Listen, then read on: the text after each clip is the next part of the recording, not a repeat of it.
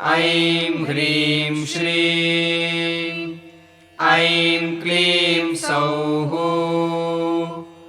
ॐ नमो भगवति श्रीमातङ्गेश्वरी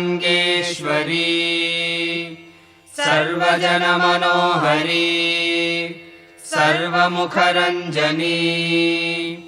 क्लीं ह्रीं श्रीं सर्वराजवशङ्करी सर्वस्त्रीपुरुषवशङ्करी सर्वदुष्टमृगवशङ्करी सर्वसत्त्ववशङ्करी सर्वलोकवशङ्करी।